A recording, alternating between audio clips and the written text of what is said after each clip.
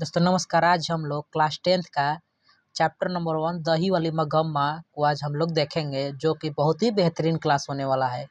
तो अगर आप लोगों को वीडियो अच्छा लगे तो हमारे चैनल को लाइक और सब्सक्राइब और बेल आइकन प्रेस कर दीजिएगा, क्योंकि वीडियो का नोटिफिकेशन आपको समय समय पर मिलती रहेगी। तो यहाँ पर लिखा है क्लास 10th के लिए है और चैप्टर 1 दही वाली मगम्मा से लेखक श्रीनिवास है और इस कहानी का भाषा कन्नड़ है।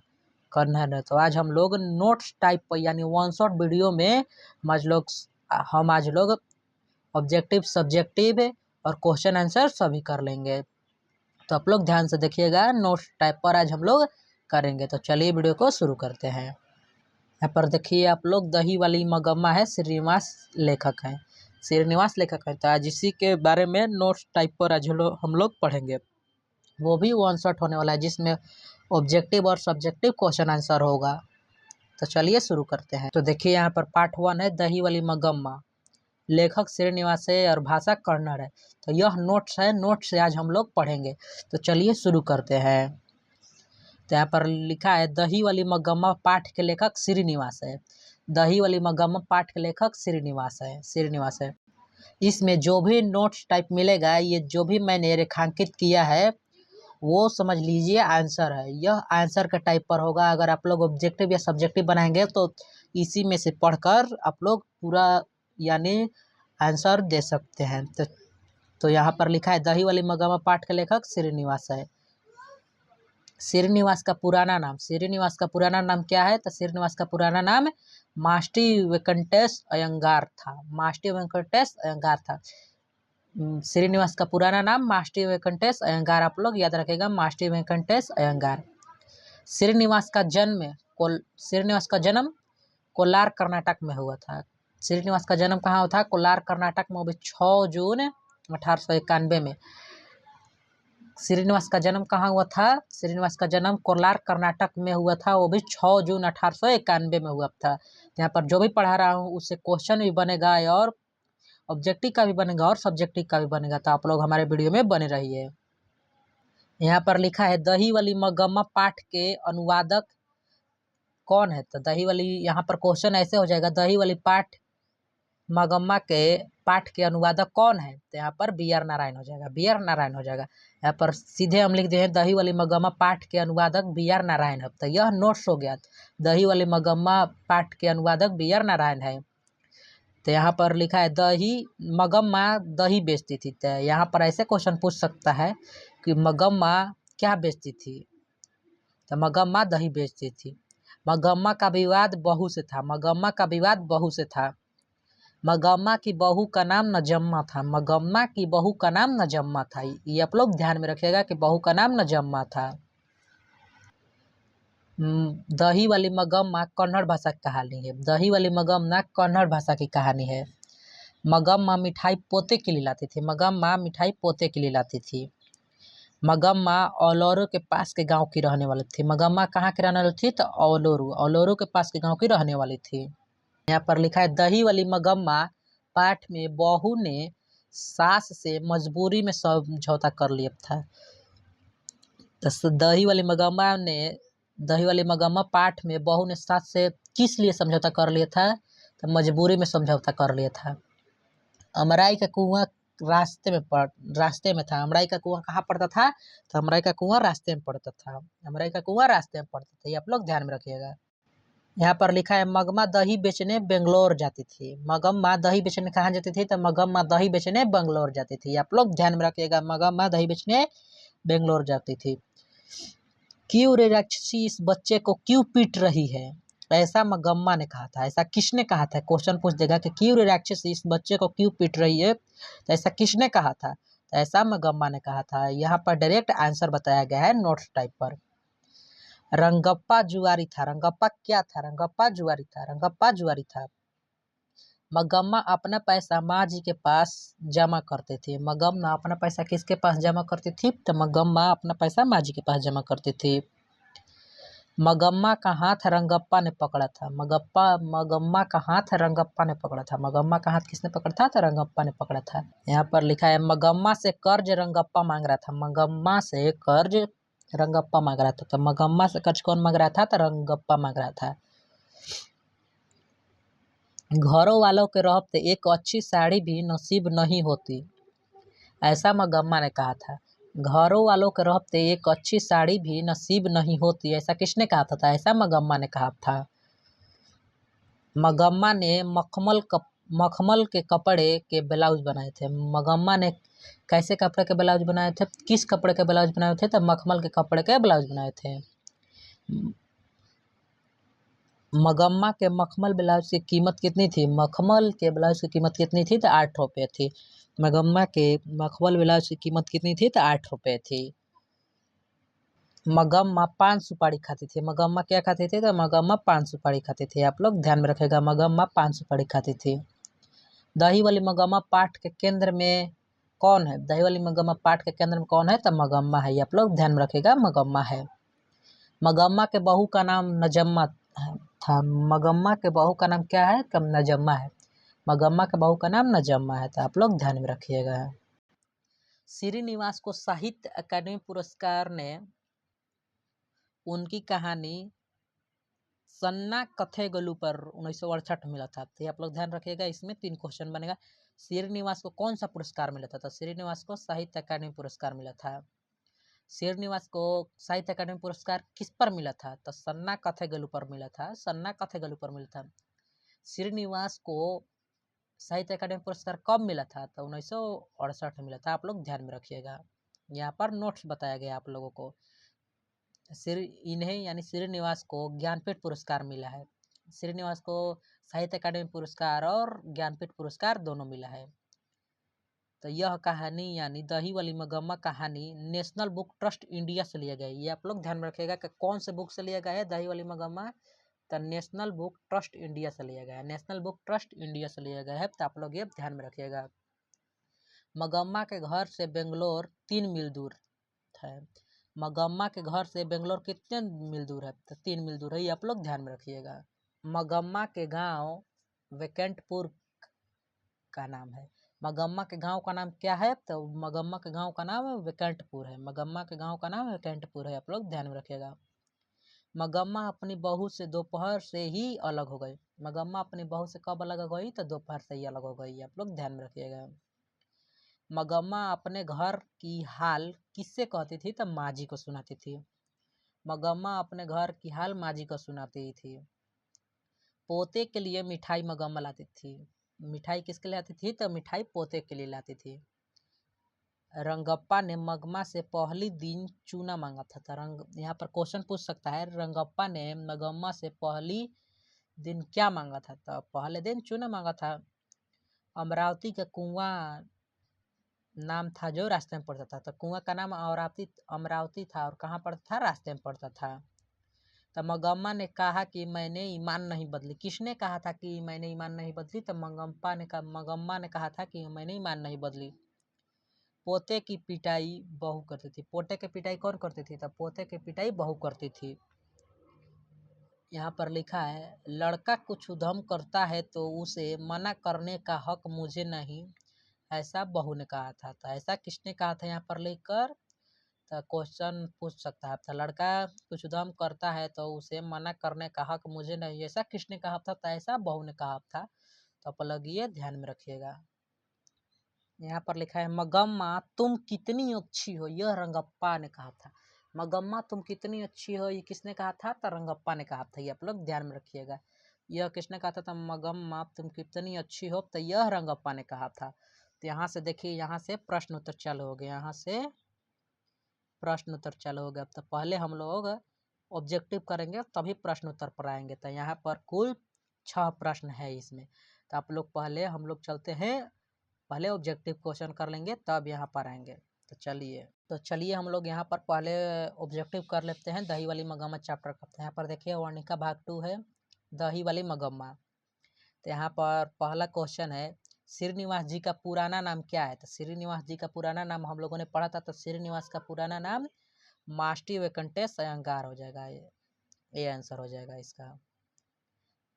मगम्मा कहाँ की रहने वाली थी? तो मगम्मा मैंने बताया था कि कहाँ के रहने वाली थी। तो मगम्मा वेकेंटपुर बेंगलोर की रहने वाली थी।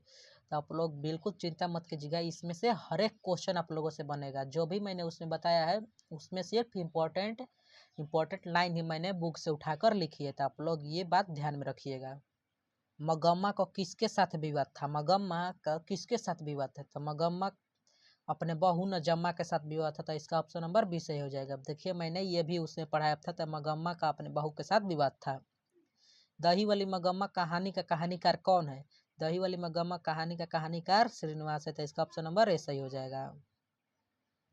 दही वाली मगम्मा कहानी का प्रमुख पात्र कौन है? दही वाली मगम्मा कहानी का प्रमुख पात्र मगम्मा है, इसका ऑप्शन नंबर बी सही हो जाएगा। दही वाली मगम्मा कहानी का कथावाचक कहाँ से है? कहाँ से है इसका कथावाचक? तो इसका कथावाचक बेंगलोर से है, इसका ऑप्शन नंबर सी सही हो जाएगा।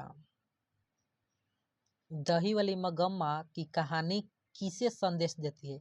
किसे संदेश देती है? तो यह बहुओं को संदेश देती है, इसका ऑप्शन नंबर सी सही हो जाएगा।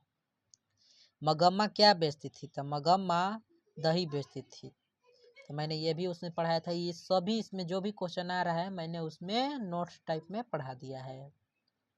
मगम्मा के गांव का नाम क्या था? तो मगम्मा के गांव का नाम वेकंठपुर था। यह भी क्वेश्चन उसमें पढ़ाया था मैंने कि मगम्मा का गांव का नाम वेकंठपुर है। मगम्मा क्या खाती थी? तो मगम्मा पान सुपारी खाती थी, तो ये आप लोग ध्यान में रखिएगा कि मगम्मा पान सुपारी खाती थी। मगम्मा ने बेटे से अलग होने को कहा, आज कब से अलग हो गई मगम्मा? तो मगम्मा दोपहर से अलग हो गई थी, तो मैंने ये क्वेश्चन आप लोगों से बताया था कि मगम्मा दोपहर से ही अपने बेटे और बहू से अलग हो गई थी। मगम्मा किस कपड़े के ब्लाउज पहनना चाहती थी? तो मगम्मा ने मखमल के ब्लाउज पहनना चाहती थी, तो इसका ऑप्शन नंबर सी सही हो जाएगा, जो कि 8 रुपये का था। रंगप्पा कहाँ का रहने वाला था? रंगप्पा कहाँ का रहने वाला था? तो रंगप्पा वेकंठपुर का ही रहने वाला था, क्योंकि मगमा का गांव वेकंठपुर ही था, तो वो भी वेकंठपुर का ही रहने वाला था। रंगप्पा मगमा से कहाँ मिलता था? रंगप्पा मगम्मा से कहाँ मिलता था? तो कुआं के पास मिलता था, तो ये आप लोग ध्यान में रखिएगा कि कुआं के पास मिलता था, तो इसका ऑप्शन नंबर ए सही हो जाएगा। यहाँ पर लिखा है रंगप्पा था, रंगप्पा क्या था? रंगप्पा एक जुआरी था। मैंने उस नोट टाइप में सब पढ़ा दिया है, तो रंगप्पा एक जुआरी था। आप लोगों से एकदम स्मूथली क्वेश्चन बनेगा, बहुत ही आराम से क्वेश्चन आप लोगों से बने। लेखक ने कहानी में मगरमच्छ की उपमा किसको दी है? किसको दी है मगरमच्छ की उपमा? तो मगरमच्छ को उपमा बहू को दी है, तो इसका ऑप्शन नंबर बी सही हो जाएगा। मगम्मा अपना पैसा कहाँ रखना चाहती थी? कहाँ रखना चाहती थी? तो वह माँ जी के पास अपना पैसा रखती थी, तो इसका ऑप्शन नंबर बी सही हो जाएगा। तो यहाँ पर लिखा है श्रीनिवास जी का जन्म कब हुआ था? तो श्रीनिवास जी का जन्म कब हुआ था? मैंने उस नोट पैड में पढ़ाया था। श्रीनिवास जी का जन्म 6 जून 1891 ईस्वी में हुआ था, तो इसका ऑप्शन नंबर ए सही हो जाएगा। कब हुआ था? तो 6 जून 1891 में हुआ था। मगम्मा से कौन कर्ज मांग रहा था? मगम्मा से कर्ज रंगप्पा मांग रहा था, तो जो कि एक जुआरी था, तो इसका ऑप्शन नंबर ए सही हो जाएगा। मगम्मा की बहू का नाम क्या था? तो मगम्मा की बहू का नाम नजम्मा था, तो इसका बी ऑप्शन नंबर बी सही हो जाएगा। सास बहू में झगड़ा क्यों हुआ था? तो सास बहू में झगड़ा बच्चों को पीटने के लिए हुआ था, तो इसका ऑप्शन नंबर ए सही हो जाएगा। मैंने ये सभी नोट्स टाइप में पढ़ा दिया है आप लोगों को पहले ही। बी आर नारायण ने किस कहानी का अनुवाद किया है? तो बी आर नारायण ने दही वाली मगम्मा का अनुवाद किया है, तो इसका ऑप्शन नंबर बी सही हो जाएगा। तो मैंने वहाँ पर नोट्स पैड में ऐसे पढ़ाया था, तो दही वाली मगम्मा कहानी का अनुवादक बी आर नारायण है, तो मैंने वहाँ पर ऐसे आप लोगों को पढ़ाया था कि कहानी का अनुवादक बी आर नारायण है। यहाँ पर लिखा है उस घर में अब सास और बहू में स्वतंत्रता की होड़ लगी है, यह पंक्ति किस कहानी के है? तो किस कहानी के है? तो यह दही वाली मगम्मा के है, तो इसका ऑप्शन नंबर डी सही हो जाएगा। दही वाली मगम्मा कहानी किस भाषा से अनुदित है? तो किस भाषा से अनुदित है? तो मैंने पढ़ाया है, तो यह कन्नड़ भाषा से अनुदित है। अमराई का कुआं कहाँ है? अमराई का कुआं रास्ते में पड़ता है, तो इसका ऑप्शन नंबर सी सही हो जाएगा। मगम्मा को किससे विवाद था? तो मगम्मा को किससे विवाद था? तो मगम्मा को बहू से विवाद था। नजम्मा मगम्मा की कौन थी? नजम्मा मगम्मा की कौन थी? तो नजम्मा मगम्मा की बहू थी, तो इसका ऑप्शन नंबर बी सही हो जाएगा।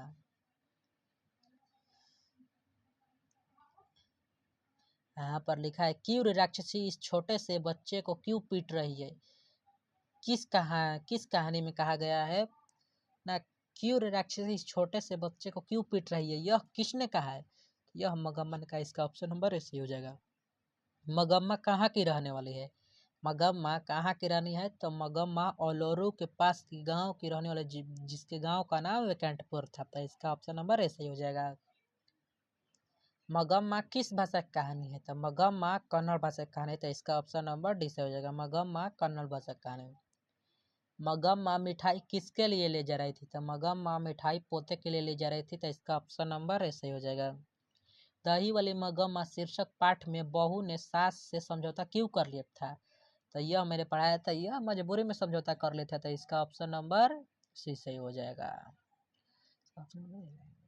श्रीनिवास जी का जन्म कहाँ हुआ था, तो श्रीनिवास जी का जन्म कोलार कर्नाटक में 6 जून 1891 को होता था। इसका ऑप्शन नंबर बी सही हो जाएगा। लड़का अगर कुछ उद्यम करता है तो उसे मना करने का हक मुझे नहीं, यह किसने कहा था, तो यह नजम्मा ने कहा था, उसकी बहू ने कहा था। घरवाले के रहते एक अच्छी साड़ी नसीब नहीं हुई, तो ऐसा मगम्मा ने कहा था। ये सभी मैंने नोट्स पैड में पढ़ा दिया है, तो आप लोग ध्यान से देखिएगा और उसमें 1 से 2 बार रिवीजन वो वहाँ से कर लीजिएगा। दही वाली मगम्मा शीर्षक कहानी में रास्ते में क्या है, तो दही वाली मगम्मा शीर्षक कहानी में क्या है, तो अमराई का कुआं था। इसका ऑप्शन नंबर ए सही हो जाएगा। अमराई का कुआं था। श्रीनिवास के कहानी संकलन सन्ना कथे गेलू के लिए साहित्य अकादमी पुरस्कार कब मिला था, तो मैंने ये भी पढ़ाया था कब मिला था, तो यह पुरस्कार 1968 में मिला था। तो इसका ऑप्शन नंबर बी सही हो जाएगा। बारी का अर्थ क्या है, बारी का अर्थ क्या है, तो बारी का अर्थ है रोज आकर दही देना और महीने के बाद पैसा ले जाना है। तो इसका ऑप्शन नंबर ए सही हो जाएगा। इसका ऑप्शन नंबर ए सही हो जाएगा। लोग ये ध्यान में रखिएगा, ये मोस्ट इम्पोर्टेंट क्वेश्चन है। तो बारी का अर्थ क्या है, तो रोज आकर दही देना और महीने के बाद पैसा लेना। सोने जैसा बेटा पैदा किया है ऐसा किसने कहा है, तो सोने जैसा बेटा पैदा किया है ऐसा ऐसा किसने, तो मगम्मा ने कहा है। तो ऐसा मगम्मा ने कहा है कि सोने जैसा बेटा पैदा किया है, ऐसा मगम्मा ने कहा है। तो इसका ऑप्शन नंबर बी सही हो जाएगा। शाम को एक बढ़िया साड़ी पहनकर रहना चाहिए, ऐसा किसने कहा, ऐसा किसने कहा, तो ऐसा मगम्मा ने कहा था। तो इसका ऑप्शन नंबर ए सही हो जाएगा। मगम्मा का मिठाई कौन लेकर भाग गया, मगम्मा का मिठाई कौन लेकर भाग गया, तो मगम्मा का मिठाई कौवा लेकर भाग गया। तो इसका ऑप्शन नंबर सी सही हो जाएगा।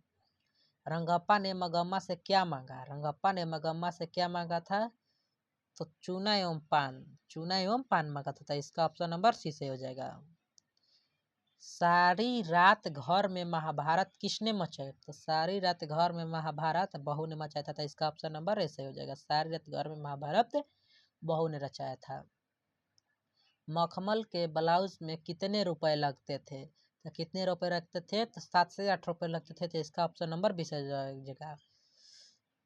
पोता दादी के साथ कहाँ जाने की जिद करने लगा, तो पोता दादी के साथ कहाँ जाने की जिद करने लगा, तो वह बंगलोर जाने का जिद करने लगा था। इसका ऑप्शन नंबर बी से हो जाएगा।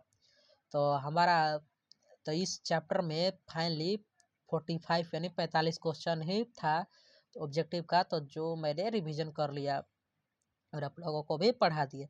तो आप लोग अच्छे से इसको 1 से 2 बार रिवीजन कर लीजिए। तो चलिए अब क्वेश्चन आंसर पर चलते हैं, जो कि 6 या 7 क्वेश्चन है क्वेश्चन आंसर में। तो आप लोग बिल्कुल मिस मत कीजिएगा, क्योंकि वो VVI क्वेश्चन होगा जो भी मैं बताऊंगा।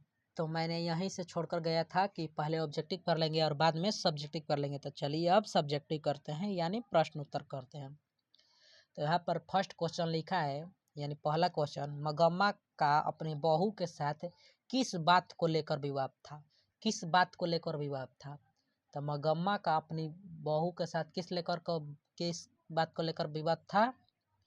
तो ये आप लोग क्वेश्चन को मोस्ट VVI कर लीजिए, MVVI कर लीजिए, क्योंकि यह क्वेश्चन बहुत ही इम्पोर्टेंट है।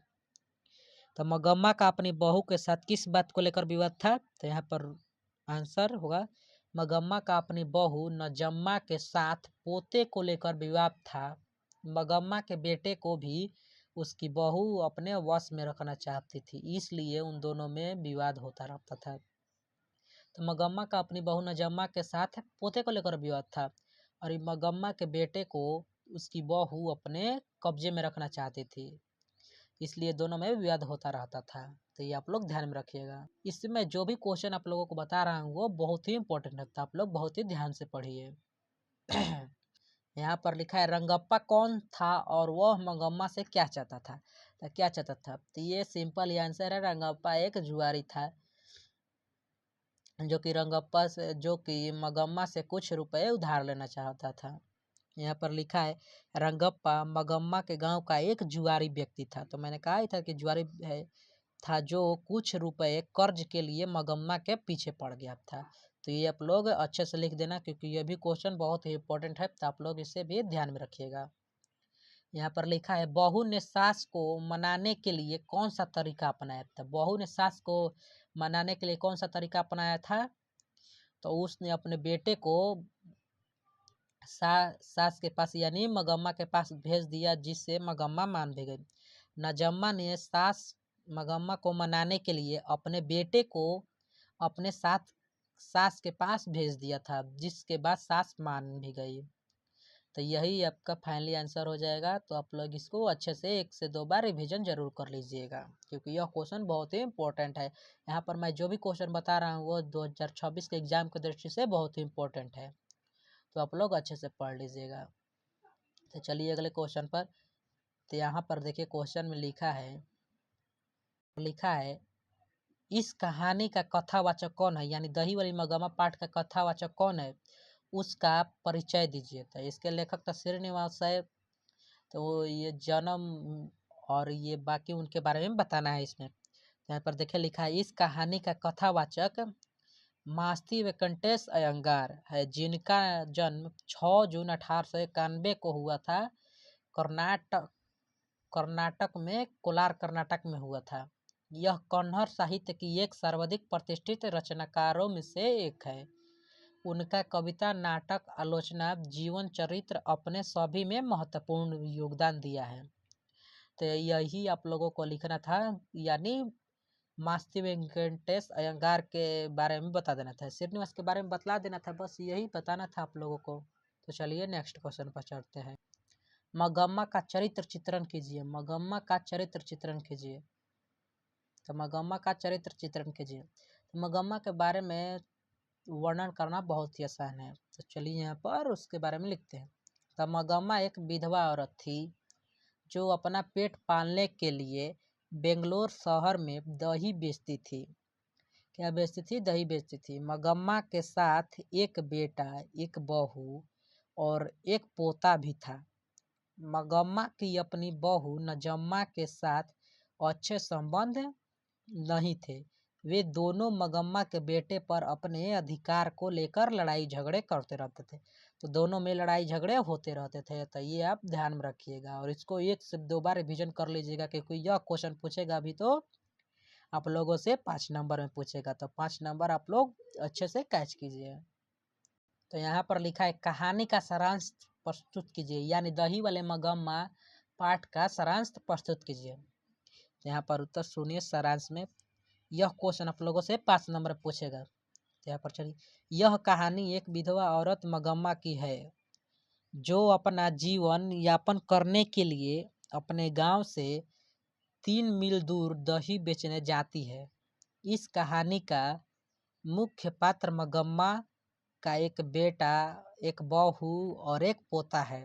मंगम्मा दही बेचकर जो पैसा कमाती है उसका उपयोग घर के कार्यों में करती है, परंतु एक दिन उसकी बहू नजम्मा के साथ उसका विवाद हो जाता है, जिसके कारण मंगम्मा अलग खाना बनाकर खाती है। इस कहानी में अक्सर घरों में होने वाले घटना को दर्शाया गया है कि जब तक बेटे की शादी नहीं होती तब तक वह माँ की बात मानता है, लेकिन शादी हो जाने के बाद बेटे पर बहू का कब्जा हो जाता है। तो यहीं पर यह लिखना था। तो यहीं पर आप लोगों का क्वेश्चन आंसर समाप्त हो जाता है, जो कि मैंने आप लोगों को 6 क्वेश्चन आंसर कराया है। तो आप लोग इस क्वेश्चन को अच्छे से जाकर रिवीजन कर लीजिए। तो अगर आप लोगों को वीडियो अच्छा लगा होगा तो एक लाइक और एक प्यारा सा कमेंट कर दीजिएगा और साथ ही हमारे चैनल को सब्सक्राइब कर बेल आइकन प्रेस कर दीजिएगा, क्योंकि वीडियो का नोटिफिकेशन आपको समय समय पर मिलती रहेगी। तो मैंने ऐसे ही वीडियो और भी बहुत सारे डाल चुका हूँ मैं अपने चैनल पर, तो आप लोग जाकर वहाँ से देखिए। Thank you for watching my video.